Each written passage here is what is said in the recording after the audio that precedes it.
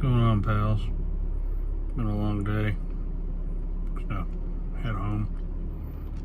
But I felt like it important that I go ahead and weigh in on this time limit draw situation. I'm sorry, the word left me. Like I said, it's been a long day.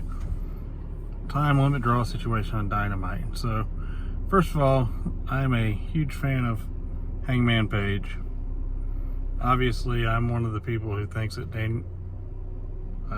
Bryan Danielson is, in the conversation for greatest wrestler ever. So, although I had some misgivings about them booking this match right now, since neither guy should lose, I knew the match itself would deliver, and it did, even without a, conclusive finish. I went into it yesterday really leaning on the fact that I said, Danielson losing is a bad idea, but Hangman Page is an unforgivable idea, basically. So, out of two bad options, one was far worse. So, I was glad they avoided having Hangman Page drop the title last night. No matter how tempting it is to put your belt on, Bryan Danielson, because, that's never a bad option, right? Obviously not. And, might even get more eyes on your product and things like that. I get it. So,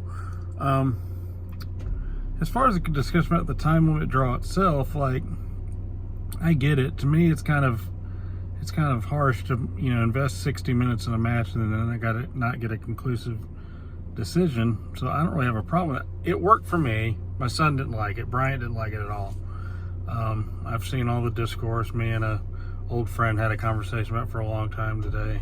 And we even touched on the idea of, is this some of WWE's doing that, all these years they didn't really use that, they didn't pull that tool out of the bag. But I don't agree with that opinion, but these are all reasonable things you can say. So anyways, I guess basically it worked in context. It worked for me. I liked my friend's idea of Paige rolling over and getting a half-hearted cover with the time expiring, so Bryan could continue to be a jerk and act like it was impossible to think that Paige might pin him when it clearly looked like Paige had him beat, but just ran out of time. But really, I